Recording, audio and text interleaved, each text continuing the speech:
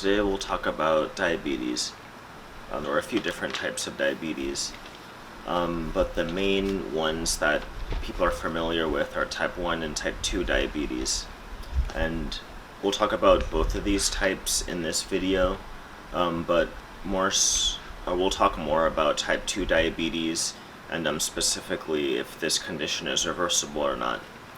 And there seems to be a little bit of controversy for some reason on the issue of whether type 2 diabetes is reversible or not, but we'll get into that later on in the video. About 9% of the US population currently has diabetes, and obviously more around the world. This represents about 29.6 million people in the United States. But if you're one of these people, don't worry. I think by the end of the video, you might have more of a positive perspective on your condition. But without further ado, let's get into it. So, what is diabetes? Well, diabetes is a disease in which your blood glucose levels, aka blood sugar levels, are too high. This occurs because there is insufficient response to a hormone called insulin. And insulin is supposed to be released when your blood glucose levels surpass homeostatic levels. So, what's insulin?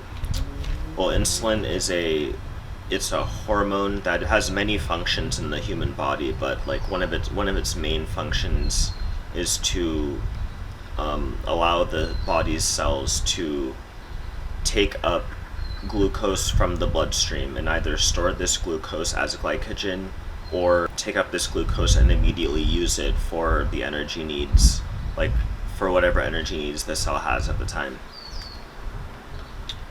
So in type 1 diabetes, the body's own immune system actually attacks the cells that produce insulin. So there are certain cells in your pancreas called beta cells that we'll discuss later, which produce insulin. And in type 1 diabetes, the body's own immune system attacks these cells for reasons that we don't currently know. But they basically attack and destroy these cells so your body can no longer produce insulin endogenously. So the only current treatment for this condition is exogenous insulin, in which you have some sort of device which usually just a vial and a syringe where you inject yourself with insulin. This provides the necessary hormone for your body's cells to take up glucose. According to the Center for Disease Control, about 1.48 million people in the US currently have type 1 diabetes. And unfortunately, as far as I know, type 1 diabetes is not a reversible condition. I know that there's one drug currently that is trying to change this, but as far as I know, currently there is no way to reverse the condition. In type 2 diabetes, which is a condition that is had by about 28.12 million people in the US, generally the body produces its own insulin, but the body's cells have become resistant to this insulin for whatever reason. So what does this mean?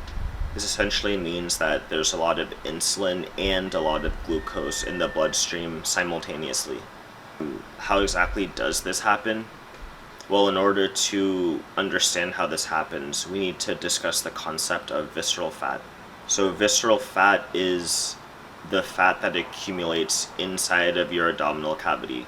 So it actually forms around the organs and actually inside of the organs of the abdominal cavity. Note that visceral fat is different than subcutaneous fat. Subcutaneous fat is the fat that is found under your outer skin layer. Visceral fat accumulation is known as the dangerous fat because visceral fat accumulation can eventually lead to declining organ function if it's left unchecked. I recently read a paper that was published in May of 2019 in the Lancet Medical Journal by Dr. Roy Taylor, and this paper states, direct quote, "Within the liver, excess fat worsens hepatic responsiveness to insulin, leading to increased glucose production." So the word hepatic in medical literature essentially just means having to do with the liver. Normally, the liver is supposed to respond to insulin after meals by taking up glucose from the bloodstream, taking up glucose from the hepatic portal circulation, and storing that glucose as glycogen. And I believe the liver stores about 100 grams of glucose as glycogen at a single time.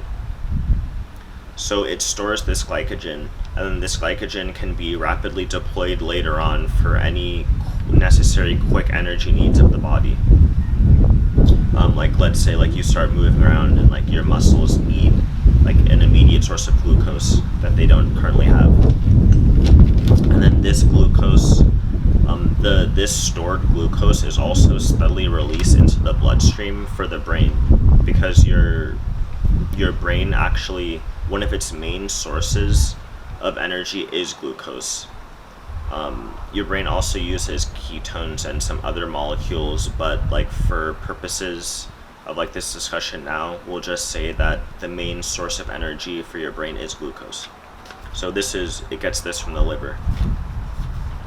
So if the liver has already maximized its storage of glucose, so if it has already stored 100 grams or so of glucose as glycogen, and then you continue taking in carbohydrates, like you continue taking in sugar, glucose, all of these are relative synonyms for the purposes of this video. If you continue consuming carbohydrates, rather than attempting to overload itself and just store more glucose than it has the room for, your liver actually starts breaking down the old glucose that it already has stored.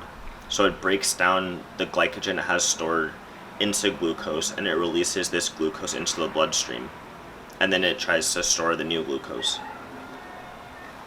So if you already have glycogen stores, and let's say you also have fat in the organ, it's going to break this stuff down into glucose and release this into the bloodstream. So basically, when this glucose is released into the bloodstream, it travels around your circulation with essentially nowhere to go. And like, why does it have nowhere to go? If you already have an excess of glucose in all the tissues that store glucose, so like that's the kidneys, the liver, and in the muscle tissue, then it doesn't have, like, it can't be stored anywhere, and then all of those tissues already have the necessary energy that they need, so they're not going to take up this glucose from the bloodstream. So you're going to have this continual circulation of glucose, and then the more glucose that is taken in, the more you're going to have circulating with nowhere to go. And then what does this mean on a macroscopic level? It just means you'll get that high reading on your self-monitoring blood glucose, or that high reading when your doctor, pharmacist, or nurse checks your blood glucose. And then this high blood glucose can lead to secondary issues, which I'll discuss a little bit later in this video, and I'll also probably discuss in more detail in later videos. But yeah, let's get back to the concept of visceral fat. The liver isn't the only organ that falls victim to being inundated with visceral fat. Any organ in your abdominal region, so it could be the liver, the pancreas, the intestines, any organ in that region is susceptible to being inundated with an excess amount of fat. And then specifically in terms of type 2 diabetes, we'll talk about the pancreas.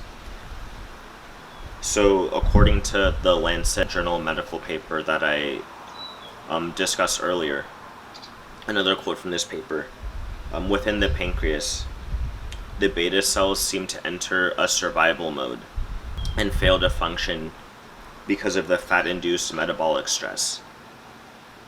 So, end quote. So the pancreatic beta cells that we discussed a little bit earlier in this video, those are the cells responsible for producing insulin. So remember, like we were saying in type 1 diabetes, these cells are the cells that are attacked by your body's own immune system. And then that leads to like a lack of insulin production in type 1 diabetes. So in type 2 diabetes, these cells, if they are surrounded by visceral fat, basically that fat is not supposed to be in your organ. And that's why the organ becomes inflamed. Because anytime something isn't where it's supposed to be in the body, you get inflammation because your body thinks it's an invader. So it tries to attack it and get rid of it.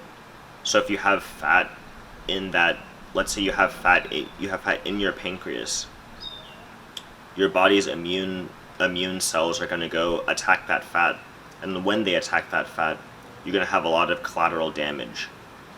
So let's say that fat is near your pancreatic beta cells. Well, those cells can actually be the part of the collateral damage of the immune system attack. So if these cells get attacked, then you're going to, over time, is going to lead to declining function of those beta cells, and therefore declining function of the entire pancreas.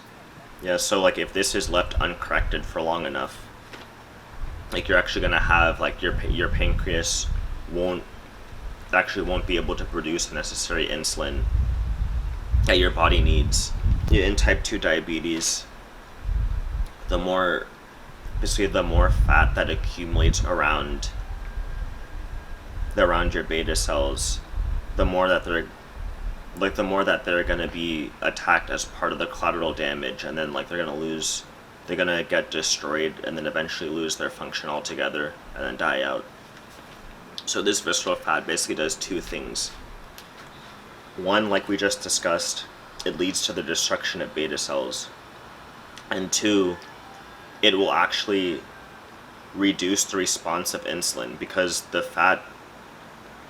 your body cells, your plasma membrane is composed of phospholipids, and your fat cells are composed of similar matter. So if you have a lot of visceral fat, it's going to be on the membrane, like on your plasma membrane of like your hepatocyte, your liver cells, your pancreatic cells. It's actually going to be on the membrane. So you're going to have immune cells attacking this fat, and then also when insulin tries to go attach to the receptors that are also on the plasma membrane, because insulin receptors are proteins that are on the plasma membrane. If you have these cells that are covered by fat, and then on top of that you have all this immune system action going on around the area, basically that's going to lead to a lack of response from the cells to insulin.